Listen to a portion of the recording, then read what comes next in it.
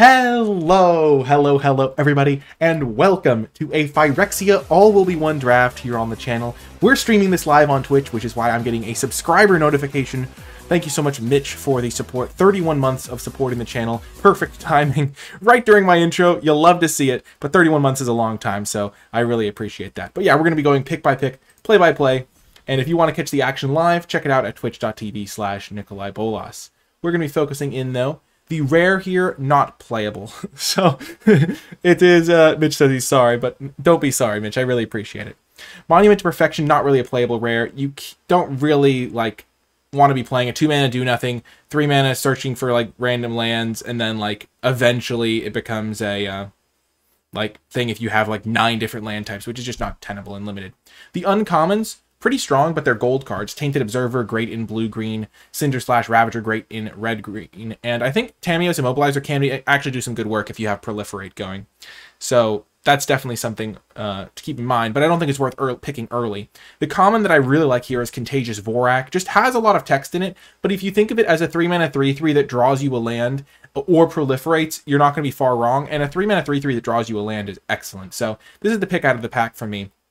If I wasn't taking that card, I think Testament Bearer has some potential as just like a rock-solid card, just 2-for-1 value almost. But I think Tainted Observer might get the edge, or even the Ravager, just because they're strong gold cards. But they're strong enough to be worth taking early, potentially. Okay, so we have this Vorak, so we would like to play green, but there is no good follow-up in green that's good. Rustine Vine, Cultivator, not really a huge card that I'm looking to prioritize. And there is a Planar Disruption, which is actually a very nice removal spell in the format. There are cards that blow it out. There are cards that return things to your hand or bounce them. There are ways to, like, get rid of the Planar Disruption, but you need to have early interaction in this format, and this shuts down a lot of the things you care about. Green-white is also a pretty nice deck in the format from my current experience, so that's something I wouldn't mind doing. There's also a Pestilent Siphoner, which can go into a green-black Toxic deck, and I think Pestilent Siphoner is a really good card in the Toxic decks because it's really hard to interact with early, and that's why I am a fan of this card. But I think that the Planar Disruption is better. The rare is missing out of this pack, so we don't get a huge signal.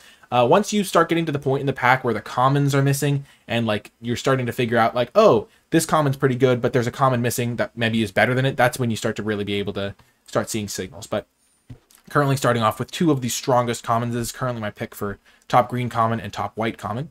Okay, now we get an interesting pick immediately, because Vivisection Evangelist is a great card that goes into a black-white deck, so it's a little bit more restrictive on where it can go. Planar Disruption, Contagious Vorak, they are monocolored cards, so they can go into a lot of different decks, but this only goes into one specific deck, but it's very powerful in that particular deck. So it's a really nice card to take if you potentially have the option to play it, which we do, because we already have a white card. It's still early in the draft. On the other hand, there's a card like Near Convert, which is just a reasonable card in any deck. So it's the complete opposite. It's very flexible, and you'll always be able to play it as a solid 2-drop. So really an early turning point in our draft here, and I think the Vivisection Evangelist is strong enough that I'm happy to take it. And also, if I pass the Vivisection Evangelist, it's more likely to put the people down the line into black-white, so I think that's relevant as well. It's also worth noting that Furnace Punisher is just a great mono-red card that I could also take for similar reasons, like red-green or red-white. Could be decks, but I'm going to take the Vivisection Evangelist. I think it's a pretty good card in the format, and one that I'm happy to speculate on early, even if I don't end up being able to play it. Now, it looks like I'm getting a little bit punished for the pick because I immediately see a Cinder/Ravager, and if I had taken the red card last pack, I would be really well set up to play this and have 2 great 3-drops for my deck already, and the Cinder/Ravager. A 3/3 menace is nothing to scoff at, though, of course, this card has the potential to be, like, the best card in my deck, so I don't mind taking this. But on the other hand, Cinder/Ravager going with a red-green aggro shell. We're seeing quite a few cards that can go into a red-green aggro deck. Lattice Blade Mantis hits really hard in your aggressive decks. The Vernus Skullbomb can play well with oil synergies. And overall, that's just something to keep in mind. Complete Devotion could go well in a deck that cares about Toxic and black-white. But I think I'm going to take the Cinder/Ravager as a potential way to say, look, we might not have gotten all of the red-green cards, but we can still go that direction if it presents itself. And I think it's stronger than the combat trick at this point. And it looks like we're getting a little bit rewarded here because all of the cards in this pack are pretty much, like, there's a lot of green cards in this pack. It just jumps out at you.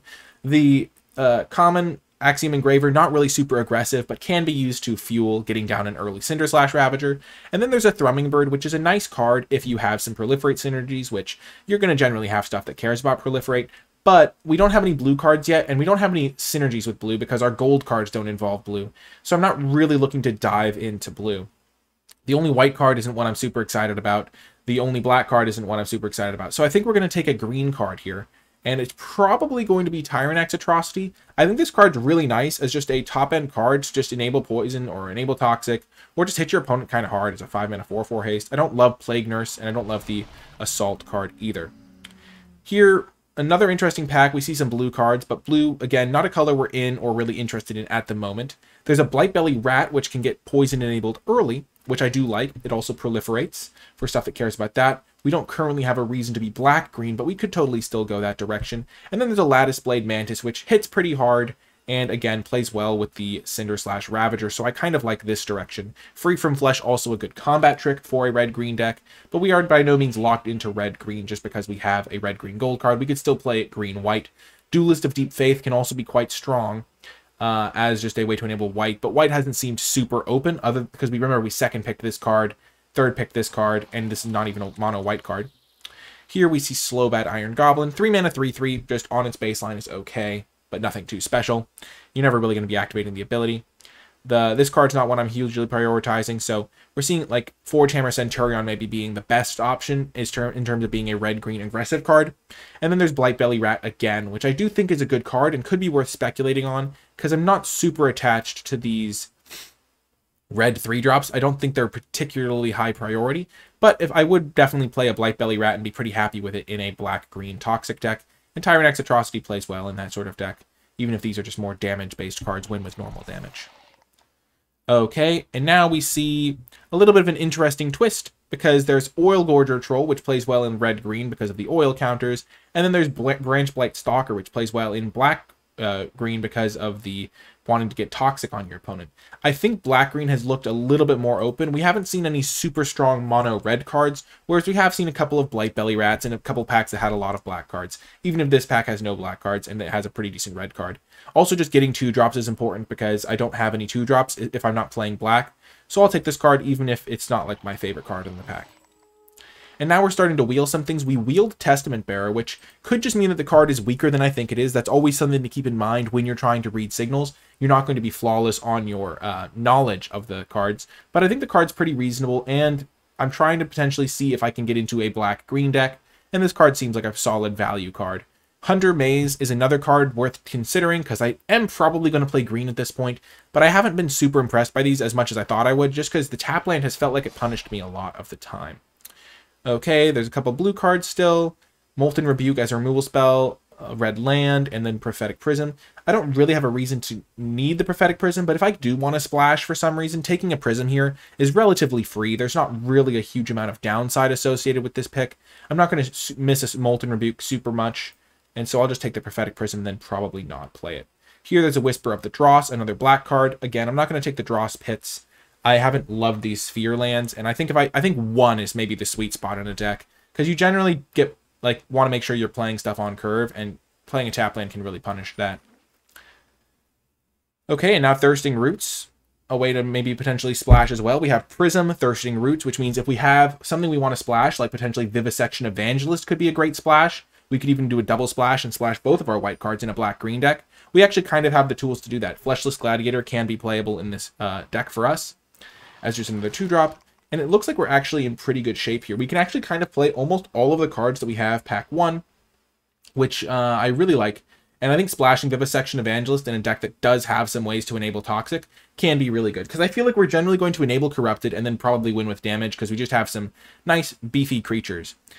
Here, at rare, Unctus Grand Metatect is actually pretty good, just being able to buff up your creatures for 1 mana. It only activates as a sorcery, but can be definitely nice. And then you can also use him to loot, all for 3 mana. Not a huge bomb rare, but definitely playable. There's Unnatural Restoration, which can be pretty good, but I think I'm going to take Ruthless Predation as just a great fight spell. I have some beefy creatures. I've got a 4/4, a couple 4/4s, 4/3 that can be a 5/4, and then just 3/3s and stuff like that. So I can get some good value out of this fight spell. I have a lot of creatures, and overall I'm pretty happy to see that. I'm not a huge fan of Vraska's Fall. I know that it might look like it has a lot going on, but your opponent can just choose what they sacrifice, and there's oftentimes going to be a creature that they don't really mind getting rid of. Geth, I've learned my lesson. I've gotten to play with this card a couple of times, and I think it's just kind of bad. That's my conclusion, at least currently. I'm going to wait and see if my opponents play it and make it look very good. but I've played it a couple times, and generally just it shrinks a lot of your own creatures, and you generally would rather just like not have to worry about like killing your own Branch Blight Stalker when you're curving out in your opening hand. There is Urbrask's Anointer, which if I had committed more to red-green, if I'd seen better red cards pack 1, would be a great payoff for an oil deck. As it is, I think Blightbelly Rat is perfect for my deck. It gets me some Toxic early, it proliferates, and overall I think that's pretty much all I can ask for from a 2-drop. I think it's nice to have a lot of 2-drops. I've got really 1, 2, 3 2-drop creatures. I would really like to have like 6, I think, because you just want to make sure you have something proactive to do, affect the board early in the game. There is a couple of red cards, but it makes sense that red wasn't super open pack 1, so it would be open in pack 2 when all of the people that were, where the people next to me, to my left, also weren't able to take red cards, and so it makes sense that it would be open in pack 2 because I wasn't taking red cards, so neither were they. And now in pack 2, they're passing them to me. Tyvar's Stand is just a really good combat trick. For 1 mana, Hexproof and Indestructible is already just pretty good. And the fact that you can just pump a bunch of mana into this to win the game or win any combat is just really nice. There's not really even any other options I would consider. This Dross Pit is probably going to wheel based on what happened in pack 1. And I could play 1 tapped land, though I would probably rather have a Terramorphic Expanse, which is a way to get an extra white source into my deck. Because I think splashing the Evangelist at the very least is definitely something I'll be considering. But Tyvar's Stand is a pretty good trick. Next pick, we see another Dross Pits. We see a Dross Skull Bomb, which is just a nice way to get a little bit of value into the deck. There's also a Fleshless Gladiator, but this card hasn't impressed me. And so I already have much better 2-drops with the Blightbelly Rats. I'm going to try to not play the Fleshless Gladiator. I already have 3 2-drops that I'm pretty happy with, and then Gladiator is just kind of already there, just chilling. Dross Skull Bomb can be a way to like get back some of my key threats and just gets a little bit of extra value. So something I will probably be taking here, even though I might not play it. And then, yeah, not really anything else that I'm super considering in this pack. Okay, another Blightbelly Rat, definitely something I'm happy to see. Looking at the other cards available, I don't think Duress is a particularly great card in the format. I think it's more of a trap than anything because you're going to play this on turn 1 some of the time, and you'll hit something that in see their hand. But if you top deck it late, it does nothing, and you can whiff with this because there's a lot of just creatures running around. I'm not sure on Copper Longlegs. It doesn't seem to really fit my deck's strategy, but Blightbelly Rat just seems like the perfect type of card for my deck. And now we get a Branch Blight Stalker. I'm really happy with how this is shaping up. We see a Mesmerizing Dose relatively late. I wish this just cost 2 and a blue. 1 blue makes it kind of hard to cast early. And then Infectious Inquiry. I don't think you really want to be paying mana to lose life in this format. It feels like you can fall behind, which is definitely something to keep in mind. Especially if you play this on the draw. Even giving the opponent a poison doesn't really redeem that. Phyrexian Atlas could be used to help me splash white, but I already have better sources with the Prism and the Thirsting Roots, so I'm pretty happy with where I'm at right now. I've got some pretty good Toxic 2-drops. There's a late Slaughter Singer. I'm obviously not really interested in that. I could take it, though, just because currently my only black cards are the Rats, and there's not really a card that I want more in this pack, and there is some potential chance that I could be splashing black instead of splashing white. So just a free upside pick. If I open maybe a really good White Bomb rare, I'd be pretty happy to have this. I'd have to give up the 3 Blightbelly Rats, but I would gain this Slaughter Singer, and I wouldn't have to splash the Planar Disruption. So Slaughter Singer makes it into the deck. And then here, Maze's Mantle. Nice little option. I'm not going to play more than 1 Whisper of the Dross. I might not even play the first one. The problem with this sort of card is it's just kind of low impact. Sure, Proliferate can be nice, but generally just -1/-1 for 1 mana is a little bit too weak to be like super happy to play. Whereas this can be a pretty nice combat trick. Giving in Hexproof is especially nice. Okay, now Vraska's Fall or Copper Longlegs. I don't think I'm ever going to need the Longlegs, so I think I'm just going to take Vraska's Fall and maybe consider it. Like, think about whether it would be good in my matches. Here, not much. I'm just going to take the Duress, because I don't mind passing. Maybe I'll just take the Helm in case I do want to make an audible to white. But yeah, I don't really mind passing these cards. Blue and red cards I'm happy to pass, because if the person next to me sees those, they'll be more likely to go into those colors. Similarly, taking the Cruel Grimnarch. Just don't want to pass any black cards to the person around me, as I suspect that I wield the Dross Pits, but I also wield Hexgold Hoverwings. And as I said, I might consider playing a green-white deck if I open a really good white card in pack 3. So we'll just leave our options open there. I'm not really prioritizing those tapped lands.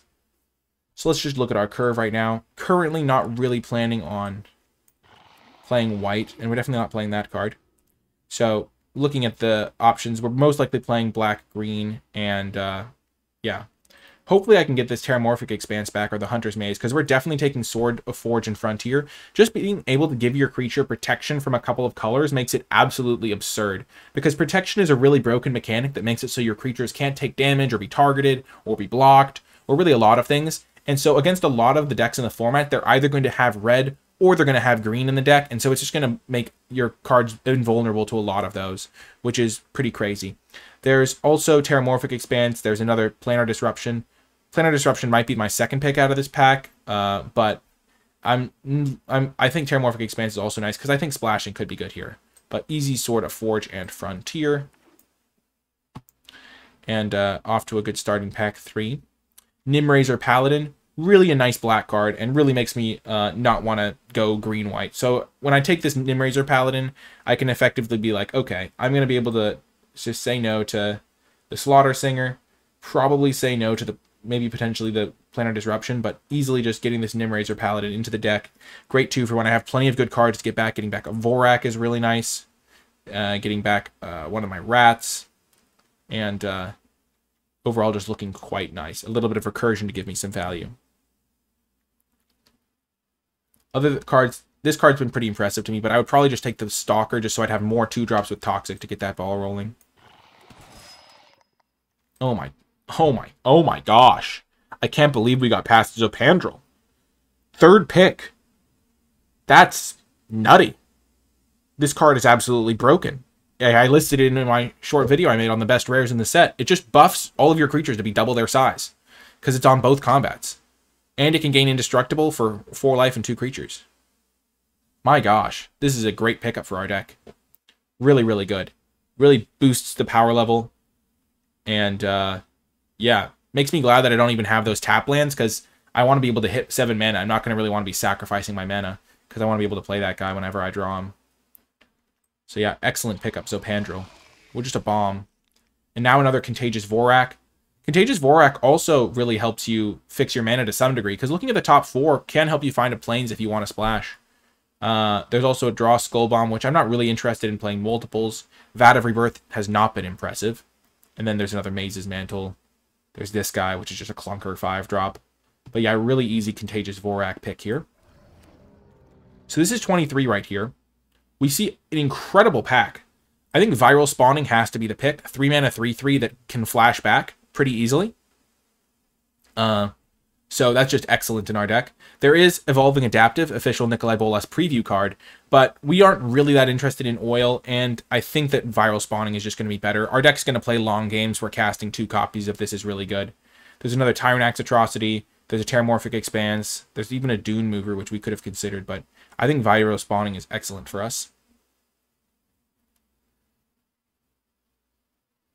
Is my poison good enough for spawning is a question from the chat. I have 2 Branch Blight Stalkers, 3 Blightbelly Rats, and the fact is, this card's just pretty good on its own. 3 mana 3/3 with Toxic 1 is just rock solid. You don't need to be able to flash it back until later, and I have plenty of ways to like get a little bit of Toxic in. Getting to 3 Toxic seems very reasonable for my deck.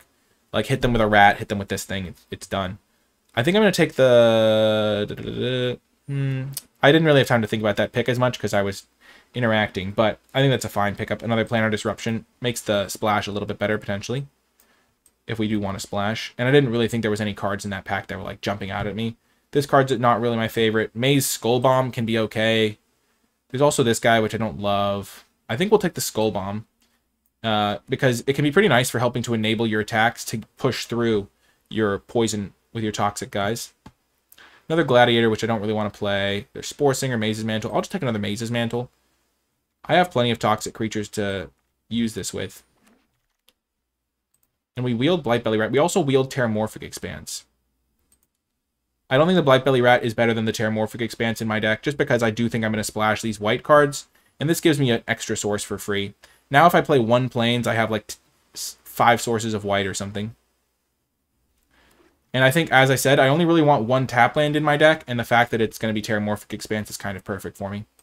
I'll just take the rare to build my collection. Take that guy.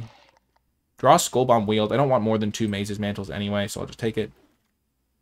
Wow, Tyrant Axe Atrocity came back. Nice. I think I'm going to play that over Thirsting. I don't think you ever want multiple Thirstings, really. And I got the second Thirsting anyway. Okay. Thirstings are kind of like tap lands as well, so that's something to keep in mind. Okay, so we're going to build the deck. We've already kind of included all the cards we would want to consider. I don't think we'd ever play multiple draw Skull Bomb, so let's just make cuts from here. We're going to play 1 Plains. Let's look at our colors here. Mostly green. We might even go up to a 9th green source here, depending on what we end up cutting. So the question is, do we want to splash? And I think yes, because we do have 2 Planar Disruptions and a Vivisection Evangelist, all of which seem very good in our deck.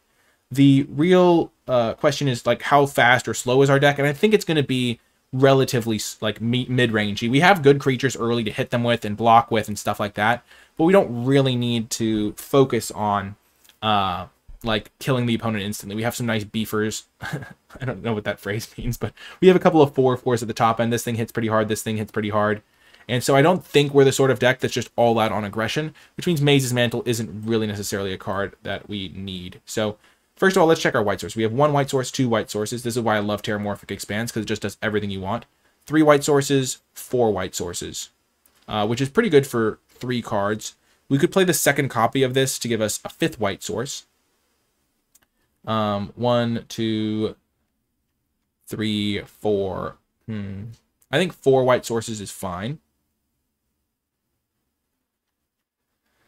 And so we have to make 6 cuts to this deck. So the first one I'm going to cut is a Thirsting Roots. I don't really want multiple copies. Next, I'm going to cut Whisper of the Dross, because I think that that is just a little bit low impact for what we're doing. And then I'm going to cut Maze Skull Bomb, because we would much rather have the Dross as a bit of a value engine than the Maze, because we aren't really all about pushing that damage early. But now we have a little bit of stuff to do on turn 1. I don't love Fleshless Gladiator. I think the card is just weak. And I have 5 2-drops that all kind of are better on theme. So I'm going to cut the Fleshless Gladiator. I might reconsider that depending, but I have plenty to do early on in the game. I've got the Viral Spawning, the Vorak at 3 along with the Sword. Testament Bearer might be a little bit slow. Maybe I don't want this Tyrannox, but I think I'm just going to cut these Maze's Mantles. My deck is not really a combat trick deck. I can just use Sword of Fortune Frontier. I have a better combat trick in the form of Tyvar's Stand. I don't mind having kind of like the equivalent of 18 lands, with Thirsting Roots kind of being an 18th land, because I do have plenty of stuff to do on the curve. I have the Sword as an equipment that I can just spend mana to equip stuff with. I have some value, some 5-drops. So I'm pretty happy with the way this deck is configured. Let's just check our colors one more time. 12 to 6. But we do have 3 2-drops in black, so I think having 7 swamps makes sense. And then oftentimes we're just going to be fetching for a plains with our Terramorphic Expanse. So splashing 3 white cards can be a bit sketchy, but we do have the 2 Voraks to help us find our plains or our Terramorphic Expanse. We have the Thirsting Roots, we have the Prophetic Prison. So I think we're going to be fine on the splashing front. And of course we have some bomb rares in the form of Zopandrel and Sword of Fortune Frontier. So I think our deck looks excellent, and I'm excited to see how it does in the matches. If you enjoyed this portion of the video, stay tuned for the matches, and I'll see you there. If you've been enjoying my channel, you can support it at patreon.com/NicolaiBolas. Patrons gain access to exclusive bonus content, like my draft tier list for Phyrexia All Will Be One, where I grade every card in the set on an A through F scale and compile it into a handy-dandy spreadsheet. I'd like to give a special shout out to the patrons who support at the credits level, and if you have been enjoying my content and would like to help the channel, you can do so at Patreon. Thank you to all of my patrons, and without further ado, let's get to the games. Welcome to round number 1. And this is a very interesting hand right off the bat, because my hand is really slow on the draw, but I do have a bomb rare, and I have a card I can't cast. I think that in this format, I might be supposed to mulligan this, because it just doesn't do anything, and my deck has plenty of power to, like, bounce back from a mulligan. So I'm going to mulligan that hand. I'll be interested to see if that ends up being like a correct thing to do later in the format. I'm going to keep this, and I'm going to get rid of the Tyrannox. And I'm hoping that I can draw a 2-drop. Okay, we'll just play land, play our draw Skull Bomb. Our opponent played green, so it could mean that they're playing like a toxic deck. Oh, green-white. Ooh, not what I love to see here. But I did find this thing. I'm going to sacrifice the draw Skull Bomb. Look for my Terramorphic Expanse, potentially. Okay. And they're going to get some early Toxic in. Not having a 2-drop on the draw pretty much feels like a death sentence sometimes, especially if they have a good follow-up. They have a reasonable follow-up. Here I can play my land, play Viral Spawning, get a 3/3 that can deal with the Duelist. And the next turn I can play Testament Bearer.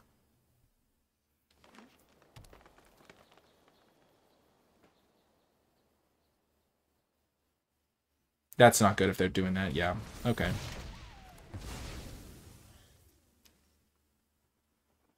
Just unfortunate situation here. Once again, if I... It's just a tad unfortunate here. Okay. Here, I'm going to just play land, play Testament Bearer, trade with the Ichor Spit Basilisk. And then I'll try to deal with this guy. Okay. Definitely hoping that this can work. Oh, okay. No blocks. Hoping to draw a Plains here. Off of the Vorak. Not super likely, but it could happen. And there we go. Hitting the Plains is big because that means I can Planar Disruption their Incisor Glider, which then leaves me free to block both of their guys. This thing can block their Duelist. And they might be out of gas here. Definitely blocking. We'll see what trick they have. If they give their guy +2/+2, it could be bad. Oh, they were bluff attacking. Did they not think I would block? Interesting. Okay. So they actually have a plan to maybe win with damage. But luckily we have this sword, which is really good here. Because it can give protection from green, which is absolutely disgusting. They're not playing black, so I don't have to worry about discard. We're okay if this thing dies, so we get the card, but we'll just keep our 5/5 back to block the Sky Scythe. And we can start doing the classic, equip our guy, hit them, equip back. Oh, that's wild. So we're going to start by playing the Vorak. Actually, we're going to start by playing this thing. See if we can draw into something better to play. Okay, now we'll play the Vorak.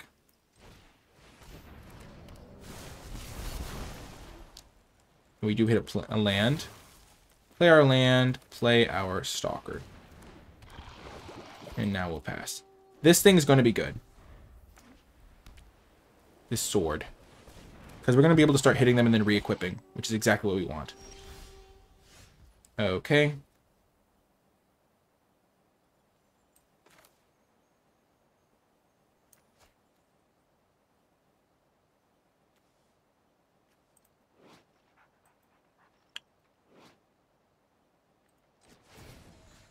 Gosh, does protection prevent me from targeting my own guy with the Ruthless Predation? I don't know how that works. I think it does. I don't think I can't target my own Vorak, but I'm going to hit them with it.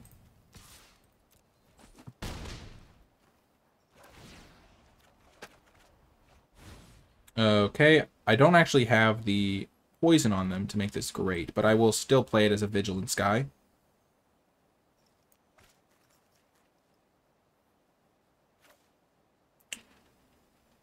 Okay, I'm still going to play it as a Vigilant Sky because it's a perfect place to equip this thing.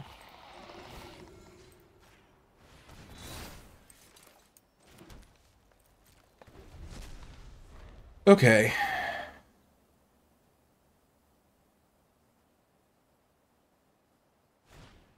Plague Nurse, okay.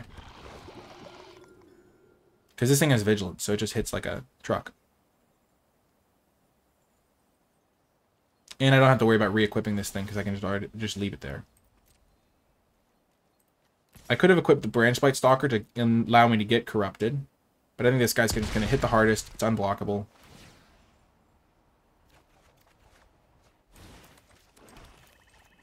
Definitely playing my lands in case I draw Zopandrel. And we're just going to end the turn. You might think, oh, why don't you just kill one of their Sky Scythe Engulfers or something while you have a chance? Maybe kill that thing, trade it off.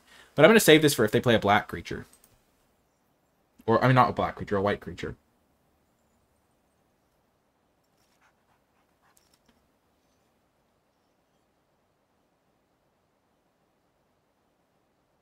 Because they could just play like a 2-mana white creature and it buys them another turn.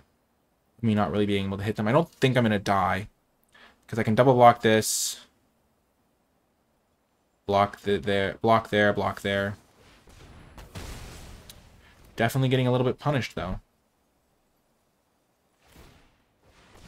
Okay.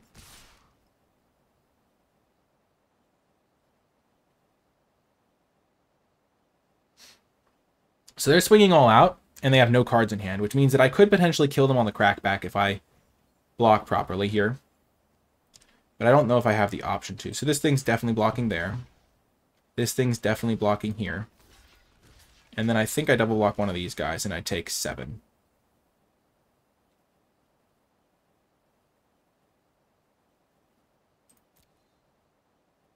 So maybe I will lose here. I go up to 6 poison. I get to look at the top 3, though. Nimrazer Paladin could be just what the doctor ordered. And I do have a lot of mana. So play this. Get back a cheap creature. I'll get back a Vorak. Play Vorak.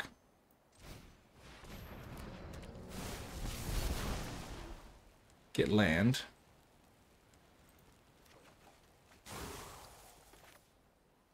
Play land. Equip my guy.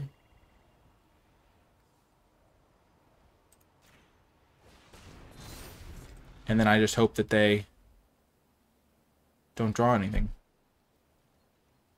Perfect.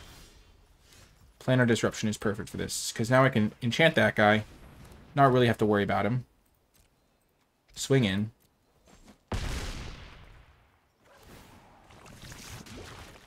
There's Zopandrel.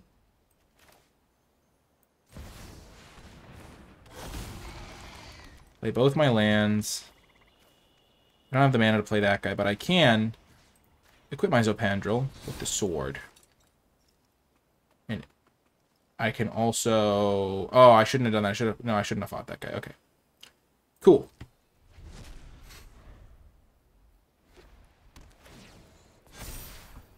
And I can even give Zopandrel indestructible if they were to play a board sweeper or something. My turn. And we got the win. Really close one. But also, yeah, maybe I should have used my fight spell. I was just getting a little bit... I felt like I could still win if they drew a removal spell. But it got really dicey there for a second. So maybe I should have made that different play. Let me know in the comments what you would have done. I think it's a very interesting decision on whether to use this. Because at the time I was in pretty dominant position with my sword. So, yeah, as you can see, sword is absolutely a beating. They were playing green-white. It just shut down every single creature they played because they only had like 1, 2, or 2 white creatures. So, also the white splash really paid off getting those 2 removal spells. So I'll see you folks next round. Welcome to another round. We have lost the die roll, but we're going to keep this hand. We have our great card, Zopandrel and Sword. We have our white mana, which we are going to fetch with this Expanse, I think. And we're against a quick deck again. Hopefully we can stabilize. We have a couple of early blockers. We're not going to miss our 2-drop again. Let's see what they play. Oh, they missed their 2-drop. 2-drops are very important in this set. Feels like almost must-have stuff. Okay, we're going to get our planes, because we're far more likely to draw a swamp naturally. Maybe they're missing a color. Regardless, we're pretty happy with the way this is looking right now. They're playing white-black. Okay. Are they going to go for a kill spell? They do. Just a straight-up kill spell. That's fine. We will be able to go get a swamp with this. And we will. We'll do that now.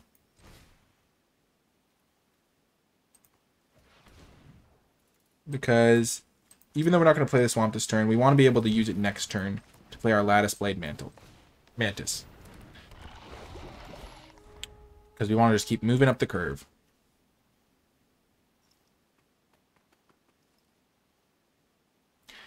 Even the Whisper of the Dross was okay there. It was not as good as it could have been. Like, proliferating the poison is really what would make it good. I just don't think the card's great. Okay, so they're attacking me still. I don't care about taking 1 damage. I'm interested to see what they have here as like a follow-up. Okay, they have that guy. That's kind of frustrating. We're just going to play our Mantis, and we'll set up for a double block on their Menace guy.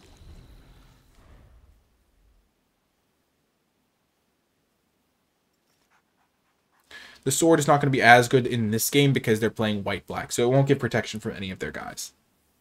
The protection is really what pushes it over the top.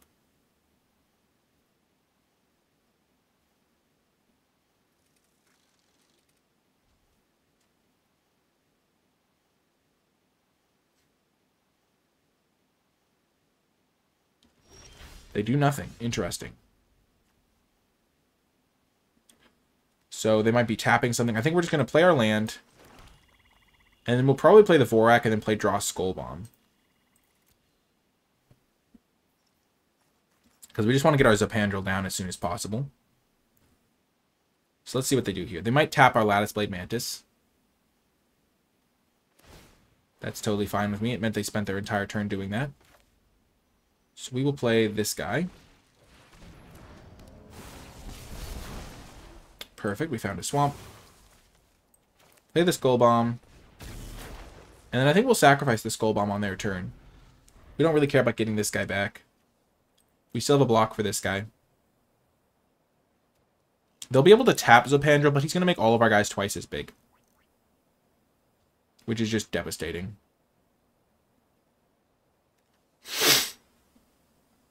And we can even give him indestructible if they do have a kill spell. Like, sure, buying him back would be okay, but we're not going to really care about that ever.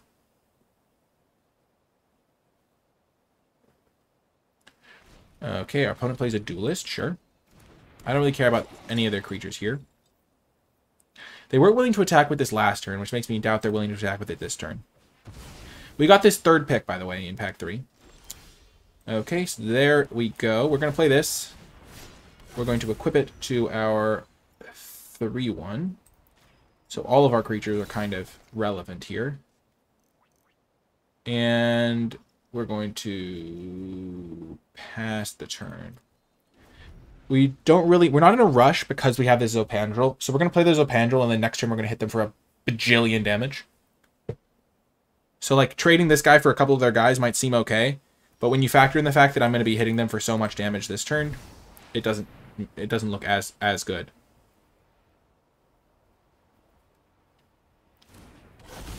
Okay. Because they can't actually block any of my guys now. They'll tap that guy. I'll hit them and give this thing vigilance, essentially.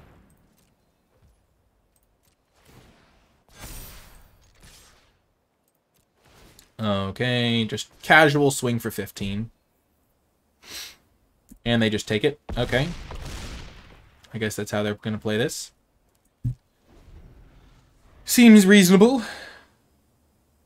Yeah, the Sinew Dancer has not been their godsend here. And it looks like they might have even needed to get some... Yeah, that was... I was a little bit worried when they played the turn 1 Sinew Dancer, and then they never got going. That was just... I think maybe their deck wasn't functioning properly. I don't know what happened there, but looked like it was not ideal. See you folks next round. Welcome to another round. We are on the play, and we actually have Blightbelly Rat on turn 2, and we have this sword as kind of a follow-up, but we don't have any green mana. We do have quite a few sources of green, because remember, our mana base is 8-7-1. So we have 8 green sources, plus a Terramorphic Expanse to get us up to 9, and Prophetic Prism would be a good draw. So we really have 10, but we only really have 2 draw steps to get there. And I think that just makes this a little bit too sketchy. We're getting punished for the splash here, but this would maybe even be a swamp. I'm not sure. I'm not sure if this is a keep. I feel like it's probably a mulligan, because I feel like my deck is strong enough that I can win games without having to rely on that sort of thing. And then, of course, I get this sort of hand where I think I'm priced into keeping, but it's rough, because I don't have a white source to cast these bad boys. I'm going to keep this, and I'm going to ditch the Tyrannax. And then I'm just going to hope that I find a white source. But yeah, I think that other hand could have lost to itself very easily. So here, I'm going to do the same thing I did before. Sacrifice this now in case I find a Terramorphic Expanse. And then play this. So they're playing blue, so I might have a bit more time than normal.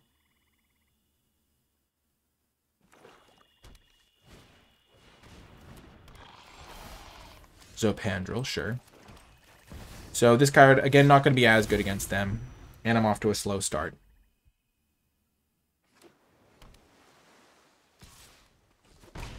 They just hit me for 1, pass back.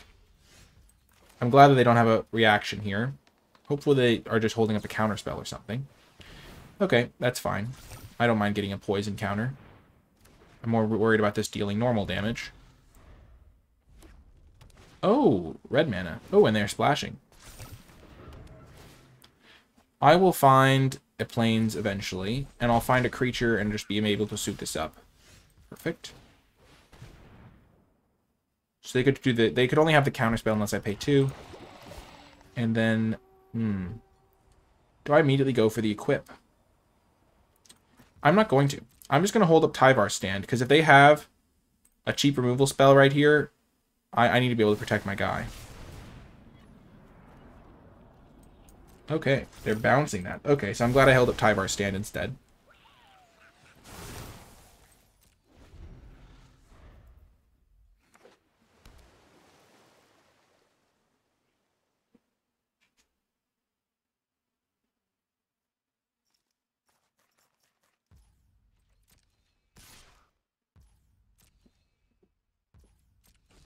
Okay, this card has once again proven itself to be a problem. I currently have this as my #1 blue common, and it's because of games like this, where I feel like I just can't ever really get going. Okay, we are going to swing in.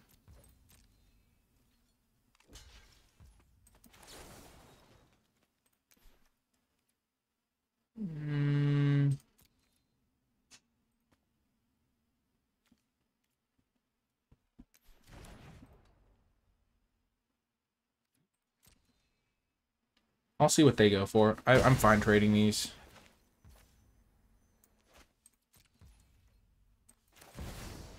They might counter this.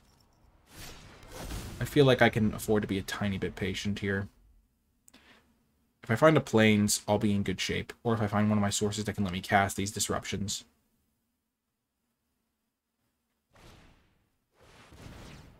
Okay. Drawing 2. They're not doing anything too special here. Keep in mind that I'm losing this game pretty badly without a white source. But I'm also... I also could have easily lost that other game without finding, like, a third land. So, overall, both hands were kind of rough. But I think this one's the better one. I could have also kept the Tyrant Axe. It would have been better in this spot. And, like, but I felt like I was going to maybe be able to get some land searching involved. Okay, that's really bad for me.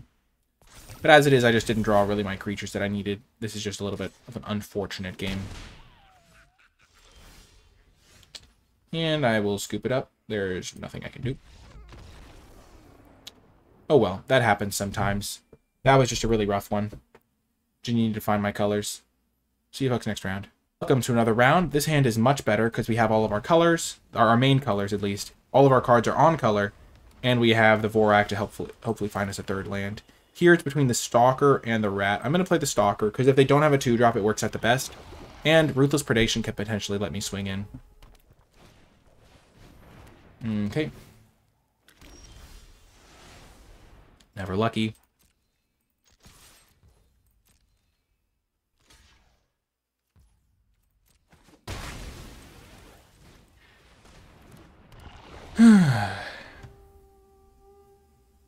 Feels like my land has been the real disaster scenario here. Sure.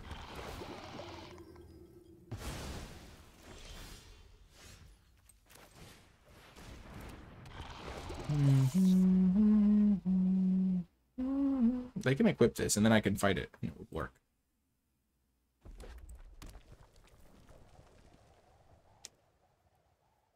Interesting. Keeping a 2-lander on the play sometimes doesn't work out. That's just what you need to know about how Magic works. Okay. They're putting the 2 oil counters there. That's interesting. And they're equipping there. Perfect. So that means I don't have to worry about this thing. I can just fight it and move on with my life. I'm going to play the Vorak first. No need. This thing will be killable later. I'll get my plains. So Pandrel going to the bottom is a little bit annoying. That's fine. It is tempting to get a forest, so I can like play this and hold up this, but I think getting my colored source is really important if I draw a planar thing. And I think I'm actually in good shape now. I missed my land drop for a while, but my opponent has not punished me at all. They have 5 cards, I have 5 cards. I'm going to be able to kill this Annex Sentry relatively easily here. I'm really surprised with their last turn of plays. I think that they probably should have attacked with this guy. if they're trying to be aggressive in some way. They're putting the oil counters on him now. Are they also equipping it?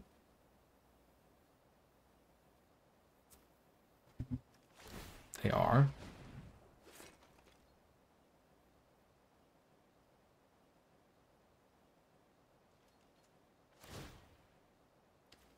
This thing will have to go back to their hand next turn, which is interesting.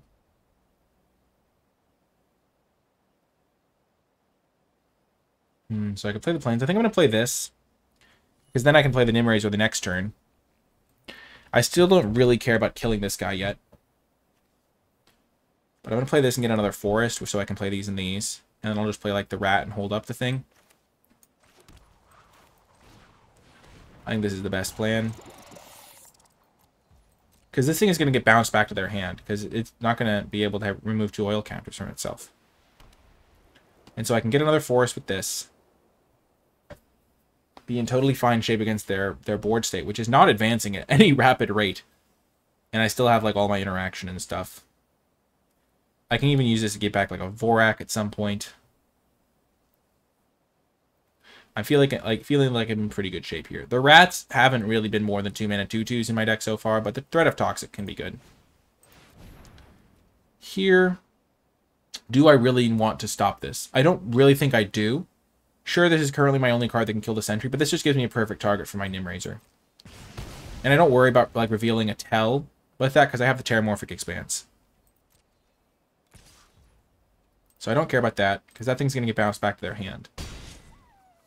And I'll be able to give them a poison counter this turn as well. So that'll resolve. And then I'll be able to get a second forest here. There's my Zopandrel. Perfect. Definitely want to get in some poison and some real damage when I have the chance here. Nice. So now when these guys proliferate, they'll actually get me closer to something that relevant. And I get back the Vorak, which is nice because it helps me cast Zopandrel sooner. So overall, this is working out perfectly. Just because you have the option to play your cards doesn't mean you should. I don't really know what my opponent's up to here.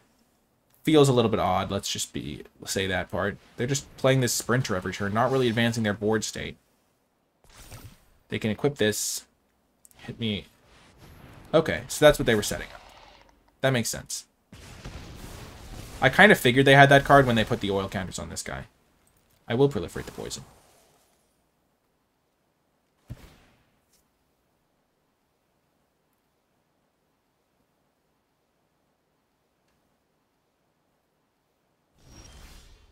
Here, I'm going to Ruthless Predation here. I really would like to potentially hit a forest off this and be able to play everything at once. Actually, I think the most important thing is just getting Zopandrel into play as soon as possible.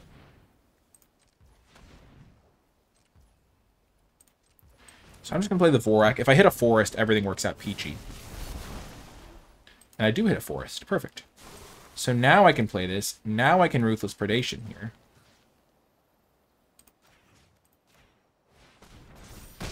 Get rid of any oil synergies they have.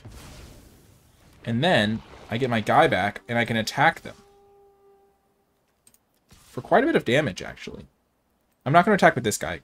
I only want to attack my 5/5 because when I play Zopandrel, this will be a 4/4 and they don't really have good blocks for that. But hitting them for 5 feels good.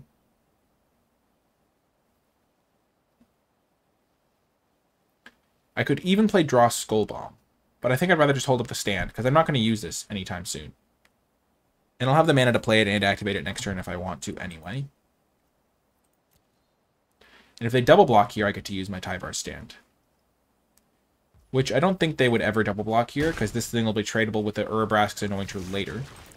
But here, I'm just going to be chilling, hanging out, as it were. This thing will get bounced back to their hand. It feels like this card's worse than I thought it would be, because they had to set that up really heavily. It took them quite a while to set that up. I think if they kill this with their own thing, then it'll die as a 2-powered creature. So that's worth knowing.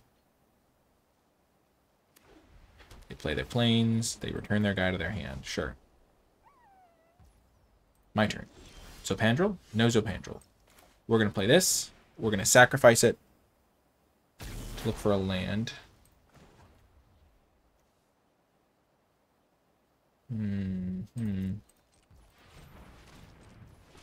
We're actually going to sacrifice it to look for a land and return a creature. You'll return the 2/2 because the 3/1 looks bad against the Scamp. Okay, this card's going to be great here. And then we will send in the Goon. And the reason we're sending in this guy is he'll die for free to the Scamp if the Scamp dies to something. Okay, perfect. We don't want them to have many chump blockers when we just eventually just deal a billion damage to them. And we're going to just play the Rat. None of our creatures are essential here. And this will just unlock a bigger attack when we do hit our land for Zopandrel. Perfect. They're playing their Sprinter again. Here we go. Rat is kind of intimidating when you get up there and poison, because it's going to give you a poison no matter what, which is definitely powerful.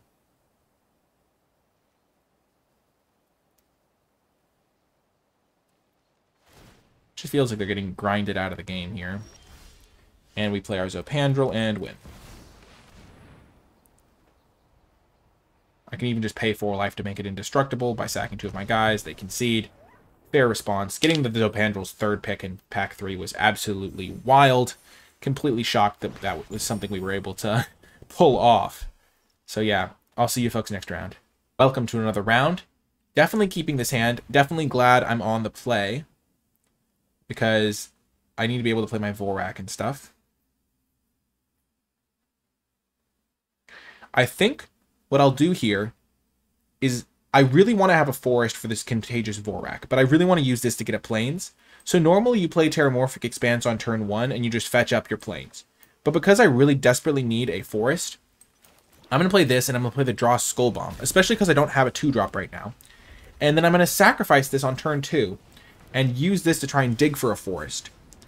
Finding the Blightbelly Rat is a bit of a throwing me off here. I think I'm going to... I don't really desperately need the thing, so I'm going to stick to the plan. Because what I really need is to hit a forest so that I can use this to get a plains. So that I can play all of my white cards. Because I don't have that many white sources in the deck, so using this to get a green source feels like a waste. So what I'm going to do is I'm going to sack the Skull Bomb, look for a forest, which I have 8 in the deck. Perfect. So now that I've found that, I can play this and I can get my plains with it. And then I can still curve into my Vorak, which is exactly what I wanted to do. And all's peachy. Being on the play really facilitates this. If we were on the draw, we'd probably have to play Rat so we didn't fall behind. Okay, so we can fetch this up. That's pretty good. Okay, so we aren't going to get the forest. We're going to get our plains. So this is at the upkeep. Okay, so they missed a land drop. This can prevent activated abilities. But we're still just going to be on curve, play our Vorak. They're mana screwed, but one of the blunders that you can stumble into. Okay, we already have 2 swamps, so we're going to get the forest here.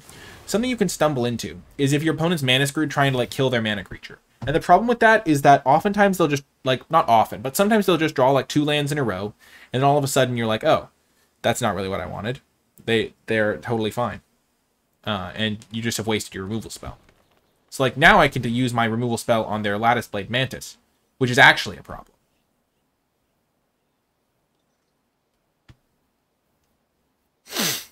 So like I get to save myself from taking like a bajillion damage. So now I'll play this. Actually, Testament Bearer blocks this guy pretty well. First things first, I would be happy if I traded my 3/3 for their 4/3. So I'm going to attack them.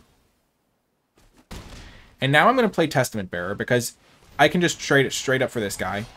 They could use a removal spell, but if they do, they've got that removal spell gone, and my Testament Bearer died. So I'll get to get a good card out of it. And it's just going to be more efficient because I can slot this Rat into a lot of turns. I can slot the Disruption into a lot of turns. I'm going to be able to play this Zopandrel on curve, probably. Because I just need 1 land over the next couple turns. I am going to take a beating this turn, though. That's the truth. But I do get to find something with my Testament Bearer. They use their removal spell. Okay, so I'm going to take Tyvar's Stand, I think.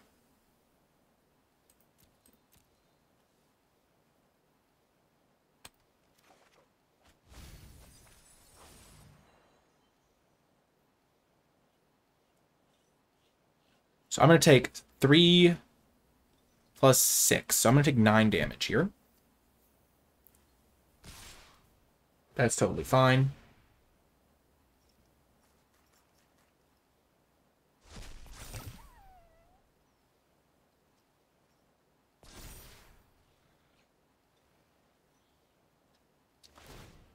Next turn, I will planar this guy.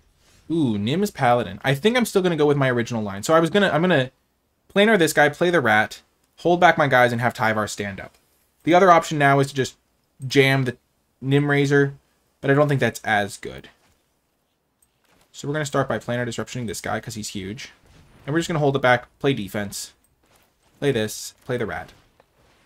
And now, even if they can't, like, blow us out because we have our ability to protect our guy. They only have 2 cards in hand. So I think this is good. And they're not going to be able to keep churning out 1/1s because they're not going to be able to keep using that guy. Oh, no. Them putting the counter there is not a good sign. Okay, because maybe it means that they have a way to... I guess they can't use this one, so it's just, like, just in case. Hopefully it's just in case. They only have 1 card in hand now. But I still don't think I want to just throw this out there as the indestructible trick on defense. I'll just trade my 3/3. Because then I can get it back with Paladin, which is perfect. And still have Tyvar's up.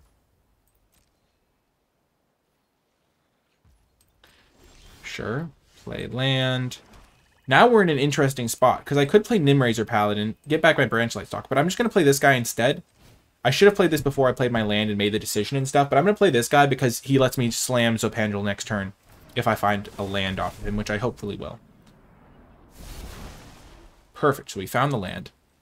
So next turn, we're going to be able to slam Zopandrel, and all of our guys are all of a sudden just massive. We just have all the biggest creatures on the board now. We still have our trick, so we're still in good shape there.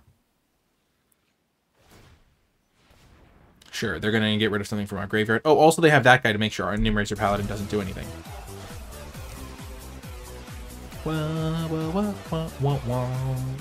Hey! Mayonnaise Yoga, thank you so much for the subscription. I really appreciate the support. Welcome in.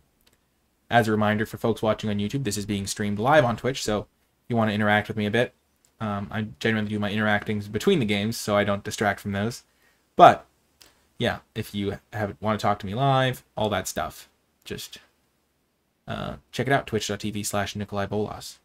I think we're going to win this game, by the way. So we might as well talk about some of the cards. This card's excellent. This card has been pretty nice. The Vorax have been good. So they have 5 cards. We're just going to play our land that they know about, jam Zopandrel, and it's probably just GG. Because they can't ever kill it in red-green. Red-green does not have the sort of removal to deal with this sort of guy. We could just always pay 4 life, go down to 7, which is a little bit risky, and then just, like, have an indestructible 8/12. And then rebuild our board and win. So, like, our guys are just all permanently massive from now on. I'm not going to attack because I think I just want one more turn to be stabilized. Because the only way I lose this game now is if they do something like that. Like, imagine I attacked with a Vorak, and then all of a sudden they, like... I attack with a Vorak, they kill my guy, all of a sudden I have 2 blockers, they, like, active treason me and win. Or something like that. Like, that's the only way I really lose this game, and so I'm just going to avoid that scenario entirely by just chilling for a turn. I want to kill them so that they can't draw their own Zopandrel or something. That's definitely worth doing. But I'll just play this guy, get back my rat. Or my stalker, probably my rat. It's worth noting that being on both turns is super good. This can give hexproof and indestructible, not trample. Okay. So play my land.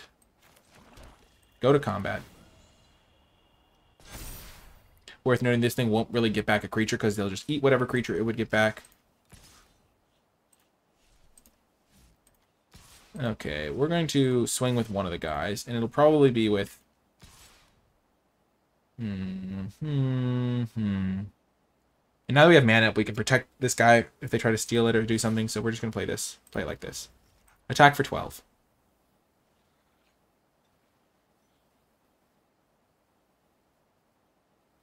Because at the very least, we're going to have another 8/8 creature in play. And they do have chump blockers, so they can survive for a little bit. I think maybe this can only be used as sorcery. No, it only activate... Yeah, they can activate only once a turn or something. I think they're basically dead here. I don't think there's anything they can do. Have I drawn Zopandrel every game? Maybe. I don't know if I had him the game I lost. Maybe I drew him, but I didn't get to play him. But I have been drawing Zopandrel a lot. And I drew my sword that one game where it was very good. Okay, so they're going to take 6. Then I'm going to play my 8/8. They're going to eat one of my guys in response. Sure, they'll eat that guy.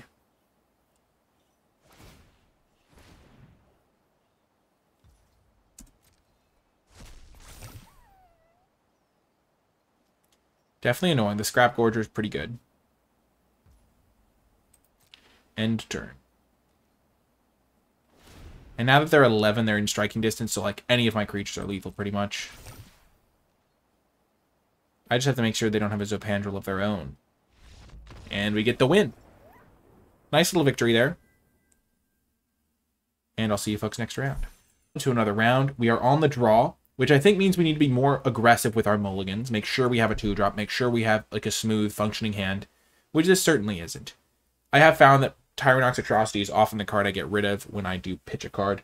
I haven't gotten to draw it or play it yet. I still want to test it out. I don't know how good it is. But we're going to mulligan this because we don't have all of our colors, and that means that we could just get run over. This hand does have all our colors. It doesn't have an early drop, but we're going to keep this, and we're actually, I think, it's close. I think I'm going to get rid of a land because I think having the action is going to be good. On the draw, I'll probably draw a land. I have the equivalent of 18 lands because I have, yeah, quite a few things like that, and this thing's going to cycle early to draw me into a 2-drop or a 3-drop or something like that, hopefully. One question that I've been asking Twitch chat that I'm interested to hear in the YouTube comments as well, if you've made it this far into the video, is if you'd prefer to have kind of a curated experience of the gameplay, where not like I only show the games where I win, but I just show the best games. And so in that way, like I show the best 5 games that get played with the deck or something like that. So that there's not like games where one of us gets horribly mana screwed and the game just ends or something like that. Okay, we're definitely going to play our rat so we don't fall behind to this guy. If they kill our Skull Bomb, that's okay. But glad that we have the rat here as an option for that early defense. They're hitting all their colors naturally. Very good. Okay, if they have +2/+2, it's a really bad thing for us. But I guess that they're willing to trade their 3/2 for my 2/2. Okay, so I have forests here, so I'm going to spend a mana. Actually, I could try to draw into another 2-drop, but I'm just going to sacrifice this to get back my rat. So it's just a clear value play. I wouldn't have gotten rewarded by hitting a forest, and the extra 2/2 can come in handy. Now I have Lattice Blade Mantis into Tyrannox Atrocity into Tyrannox Atrocity, which is really nice. This is a 1/5. It can give Death Touch, and it has essentially Toxic 3, which is pretty scary.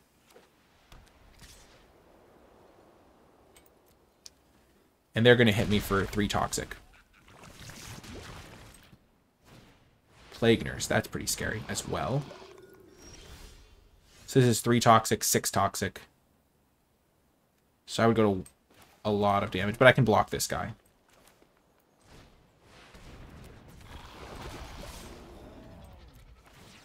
And I'm going to take the action. And depending on what happens here, I can almost kill them.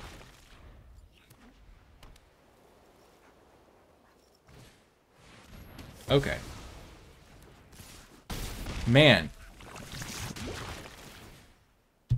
That's crazy. If I draw planes... No, it's not a planes. Your go. It's funny that Tyrannox Atrocity almost would have won me this game. If I could have connected with this Blightbelly rat...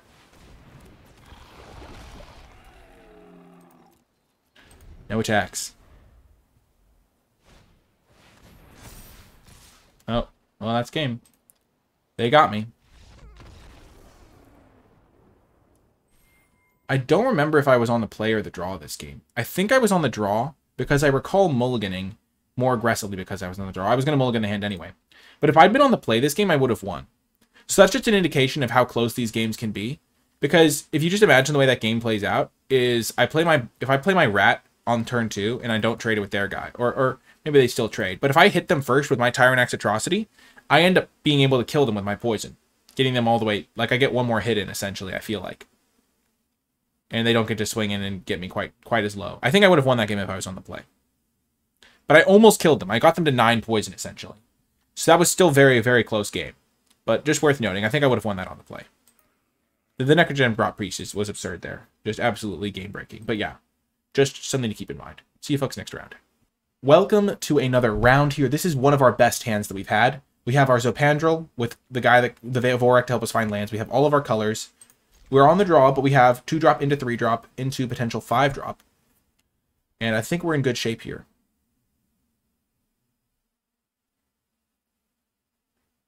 So this is kind of a good situation for us to be in. They mulligan to 5. Oh, gosh. Oh my god. Face the might of the Zopandrel. I have my best hand of the day and I just don't even get to play a card. That's super funny. Oh my gosh. When I ask people if they wanted to see curated games or just all of the games, I guess chat's saying make sure I include that game in curated. That's, I guess, one of the things. Like, do you want to see games like that, or do you want to just see like the best 5, or the ones that not the best 5 from my perspective, just like the most interesting ones? So yeah, let me know in the comments. I'm interested to hear. But yeah, see you folks next round. Welcome to another round. This is our first time drawing Prophetic Prism. This hand is definitely a keep. We have 2-drop, 3-drop, 4-drop, viral spawning as well as a card that can get us some value. Our opponent is mulliganing. Normally I'm not reading chat during the games, but chat just said, I'm a huge fan of the high energy celebration after close games. Oh, I thought they were saying after the game, after the last game. My bad. I misread the message, which is why it made me laugh. Like me celebrating when my opponent mulls the 5 and just straight up doesn't even play the game. I'm going to play Void Spawning here so I can maybe stack some poison on them. There is a argument to, especially because I have this Evangelist, but I don't want to play this until I have Corrupted enabled. And here I'm going to play the Testament Bearer. Hit them, get that poison. I'm going to play the Bearer just to make sure my mana is more efficient. Because now, if I draw, if they play a creature, I can play Vorak, leave up the plains, hit a land, and then pacify them. So I'm going to do that. And it just leaves me a lot of power here. And I hit that. I will play it. And I don't think I'm going to pacify that guy because I just don't care. If they want to trade it, I'm totally okay with that. It does buy them a decent amount of time, but I'd rather just do that than worry. And I hit a Tyrannax Atrocity or a land. I think the Atrocity is going to be better.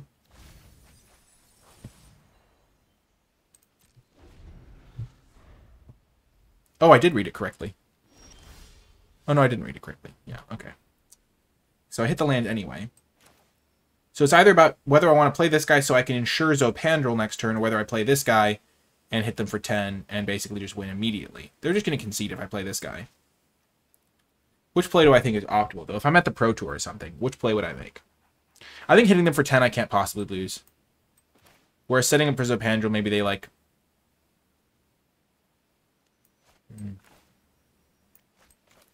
Because the thing is, I could still just draw a land and play the Zopandrel. And this way I enable Corrupted so that I can just play my Vivisection Evangelist as a kill spell. And I can flashback the Void Spawning. So I think this is correct, because enabling Corrupted is really good here. For this guy and this guy. Because that ensures the win even if I whiff on the Vorak, which I think is the reason to make that play. So a very minor thing, but... Gosh, this is going to be the final round because we're 6-2. So either we win and get the trophy, or we get 6-3, which is still a great finish. So I'll see you folks in the final round. Welcome to another game. We have a great hand here again. Turn 2 Branch Blight Stalker, Prophetic Prism to cast our white spell. This guy to get back our Stalker, and overall, just hopefully we can get off to a fast start. Chat is saying that the deck has looked really good. I agree, the deck has performed really nicely here. Hitting a land drop is nice here. We want to be able to play this guy on curve. If they don't have it... See, this is the thing. You need to make sure you have 2 drops, because if you don't, you're just going to get hit by this guy, and the game's going to be feeling very over. Here, I'm actually fine making this trade. because I don't want to take 2 toxic. And they're willing to just take the damage. Interesting. So I'm going to play the Prism, because if I draw a Terramorphic Expanse, I'll want to use it.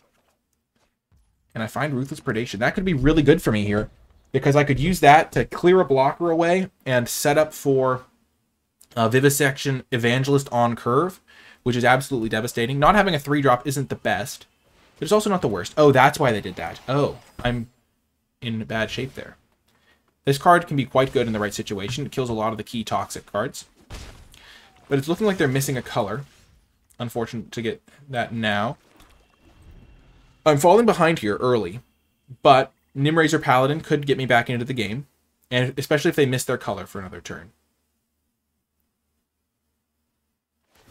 Okay, so they're sacrificing that. They're looking for their color. Do they find it? Because if they don't, then I'm definitely back in the game. Okay, they found a tap land. And this is why I've been really not impressed with these cards. They've been really punishing when I've seen them in play. Like, that coming into play tapped could cost them the game. And, like, normally a tap land coming into play tapped isn't going to cost you the game, but here it could definitely do that. So they're at 2 poison. I need to get 1 more poison. I really want this Tyvar stand to protect this guy, but I don't think I'll be able to facilitate that. They're just going to kill it now. And they're going to have Corrupted enabled. Oh, Elish Norn. Interesting. Okay. Play my land. Luckily, I have a combat trick.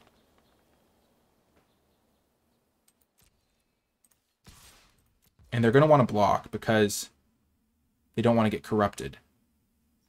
But maybe they don't care about corrupted. And worst case scenario, I can use my combat trick and the Ruthless Predation to kill this. I'm going to do that for sure. So I need to buff this up +3/+3. I guess I could have done all that pre-combat, but I wanted them to block. So I think that was... So I could have like done this +3/+3, which is 4 mana. 1, 2, 3, 4. And then this. And hit them for the same. But then, yeah... And hit them for slightly more damage.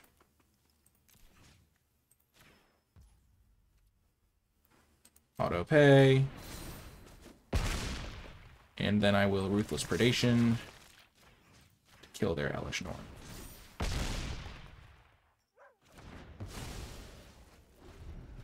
And I think that's worth doing. It 2-for-1s me, but now I can use my Vivisection Evangelist. I can use my Vorak.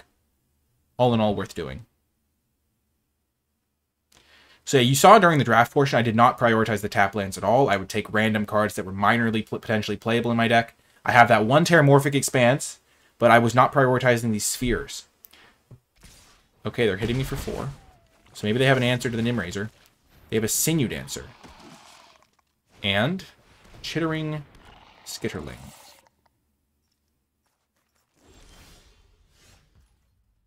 Okay. So I'm going to play this land. I'm going to attack.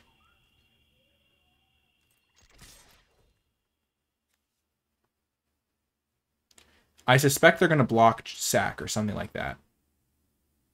I don't really want to give them the option of... So they can sacrifice itself as well. They just take it. Interesting. So now...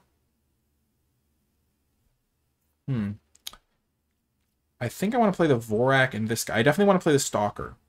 They're at 4, so I think playing this is better, because then I'll have 2 lethal threats. They're going to be able to sacrifice whatever I target with this, though. But a Sinew Dancer is definitely annoying. Oh, and I can proliferate as well with this guy if I want.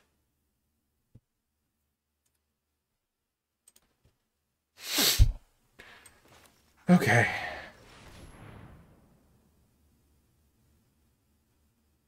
I don't really care about my own poison count right now.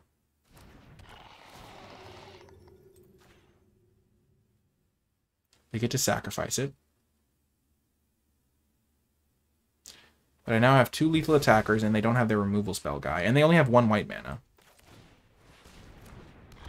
I could have killed this guy as well, and then this thing's able to attack better. But I felt like if they drew up planes... I now have 4/4 Vigilance. What can I do with that? Them having the Chittering Skitterling was definitely annoying there. Okay, they had the second plane, so I think killing their tapper was very relevant. But they did draw an extra card to help find that, so maybe they would have not had the extra planes there. So they have 4 cards, I have 1. Okay. But I have to discard my only card. Not the best here. Not the best at all.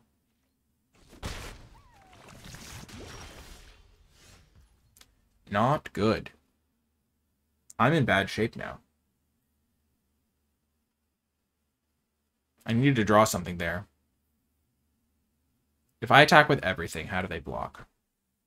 Well, they'll eat the Nimrager Paladin, that's for sure. And then they might double block this guy. And then they'll block this guy. So I just have to take my licks here. No attacks, no blocks, nothing. Which is really unfortunate. This was a rough game for me. It's still winnable, but Elish Norn was really good, and I had to like 2-for-1 myself to get that done.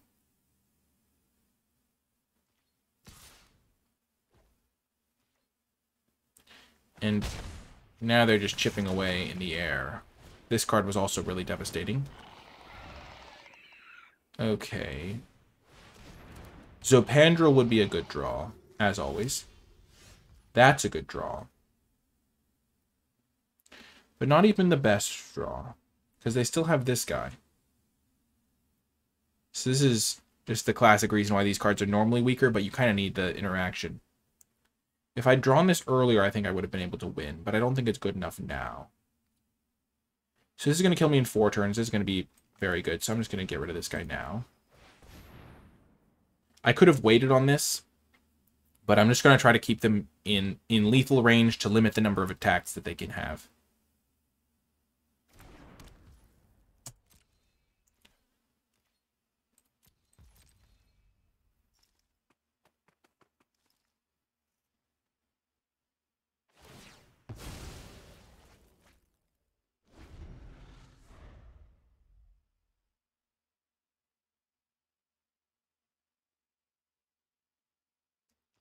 Sometimes that's the way games go, though. You have to give yourself the best chance to win. This thing, taking our spell, was pretty annoying. And this guy's been really annoying. This guy's been, like, game-breakingly annoying. Okay, they're going to get to sacrifice their Basilica. I needed this guy to not give them the card back.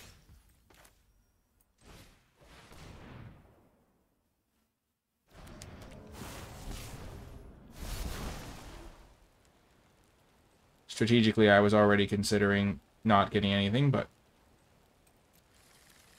Submit 1.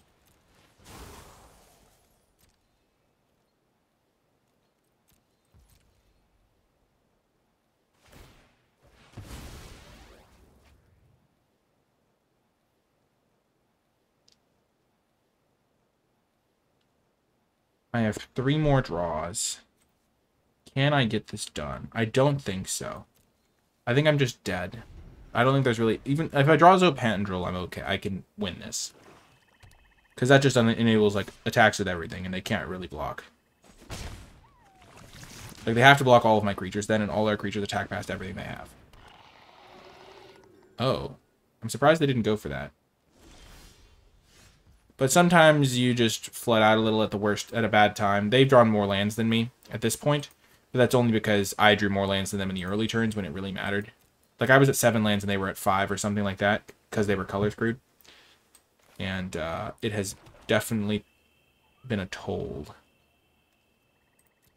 And then they had this 5/5 that I could never really get past.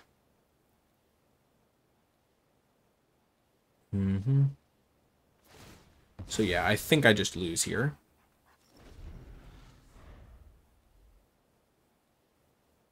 But still, good showing from our deck. That's just how it goes sometimes. We had some decent draws we could have had.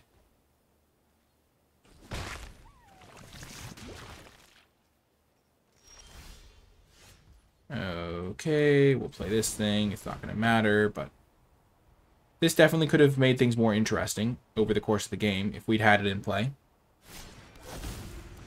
We'll put it on this guy.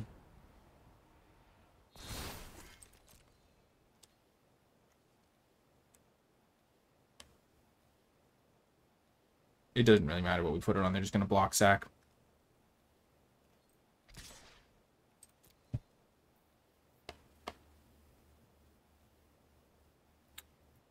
But yeah, that's how it goes sometimes. They got their card. Sometimes there's games where the cards just line up poorly, and this game was one of those games because their 3-drop killed my 2-drop, and then they played Elish Norn, and so I had to use my whole turn on getting rid of the Elish Norn by playing my removal spell and my combat trick, so I 2-for-1 myself, and I needed to do that so this guy could work and this guy could work, and then they took my Vorak, and yeah, just a little bit tough, but. I mean, the Toxic Flyer was not the problem in this game. The problem was, like, if they'd attacked more aggressively, like, this thing has Death Touch. This thing should definitely be getting in the red zone this turn, because I guess not this turn, because I have this thing, but killing a couple of my guys is pretty reasonable. But yeah, definitely a strong performance from the deck. Don't let the last defeat dishearten you or take away from the performance. 6-3 is still a great finish, and our deck definitely performed great, and I think we drafted it very well and played it very well, so I'm very happy with the performance overall. Let's do a little bit of a post-op. Which cards were good? Which cards would we have rather had? Zopandrel, great. The Atrocities actually almost won us that one game, which was pretty crazy. Rat Paladin was excellent. The Vivisection was pretty good. I think worth splashing. Sword was amazing. Mantle and Bearer definitely performed. Vorak was excellent. Spawning was good. Just our entire deck was good. I think all of these cards had their role. Branchblade Stalker just always traded or died, but yeah, the Prism did good as a splash enabler. I really liked the Tyvar stand, and Draw Skull Bomb was pretty nice as well. If you made it all the way till the end of this video, leave how the Zopandrel did that happen, because in the comment section down below, because getting a 3rd pick Zopandrel is pretty wild. So leave hashtag how the Dominus to let me know you made it all the way to the end of the video, or hashtag how the Zopandrel did that happen, or whichever creative hashtag you want to let me know you made it all the way till the end of the video, or just, yeah. So pretty crazy stuff with that 3rd pick Zopandrel. We drew it a lot of games, and it won us a lot of games. If you did enjoy this video, you can hit that thumbs up button to let me know, and I'll make more of them. Subscribe for more draft videos, and comment with your questions, thoughts, and feedback. If you'd like to support the channel, gain access to some bonus content, be eligible for patron drafts, and gain things like that, check out the NicolaiBolas Patreon. It's linked in the description down below. For $2 a month, you get a bunch of stuff, and then there's higher tiers as well with more rewards. And if you want to catch me streaming live, twitch.tv/NicolaiBolas. That's going to do it for this video. I hope you enjoyed it, and I'll talk to you next time.